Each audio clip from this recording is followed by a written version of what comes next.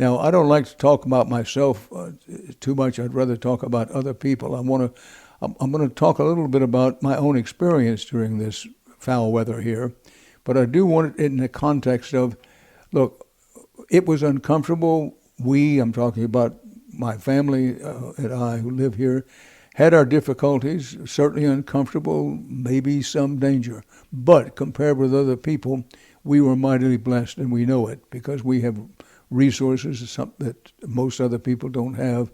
We had relatives, we live, family members here. But the situation was that on a Sunday night, the bad weather really began moving in. And when the bad weather moved in, the first thing that went out was the power went out. And once the power goes out, then the heating begins to go. And once the heating and the power are out for a while, the telephones, you begin to say to yourself, well, how much cell phone juice do I have? Where can I get other cell phone juice? So the power goes out, the heat goes out, then the water goes out, and then we worry about the plumbing disposal freezing up. Jean, my wife, and I stayed in the house. We live in what is generally known as a low-rise apartment building. We're 8 floors up. There are only 10 floors in the whole building, so it's not a high-rise, but it's kind of a low-rise condominium. That we just, if you will, hunkered down like mules in the bad weather and just said, we're going to stick it out. But, we went through Monday, Tuesday, Wednesday. By the time we got to Thursday, there was no power, no heat, no water. The water pipes were beginning to freeze up, and the sewage disposal pipes were beginning to freeze up, and we were told to abandon the building, that everybody was told, get out of the building because we were afraid all these pipes are going to break. So, in the dark, if you will, by the way, the elevators and all emergency lights in the building were also out, had gone out in our building.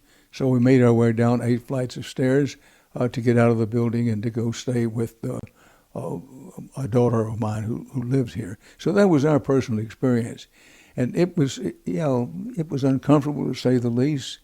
But I come back to the people who are suffering the most in this, and there are people still suffering. Make no mistake. The news cycle moves on. There are a lot of other news things to talk about, and we'll talk about some on this program this morning. The news cycle moves on. But the state is hurting, and a lot of people are hurting. Those who are hurting the most, of course, are the homeless and the really destitute. That this has been a particularly terrible experience for them, and they have needed help, and they need help. But there's a wide spectrum of people in what we will call the lower and middle socioeconomic part of the state. And I'm talking now about, hardworking, regular people who are decent and under most circumstances are willing and able and eager to take care of themselves, who are hurting badly. Now, for a while, what goes in stages. The power has come back, the water has come back. The water is not drinkable out of the pipes in some parts of the state. Still, people are boiling water, but the water basically has come back. The main thing now is food.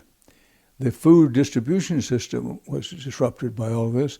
So even if you have a way to get to a food store, and even if you have the money to buy food, food supplies are it's sporadic. They're not all that plentiful. But there are plenty of people going hungry. And a lot of these people, as I say, are good, hardworking, decent people who under other circumstances are willing and able and eager to take care of themselves. A lot of those people are hurting for food, and they're going to be hurting for food for a long time.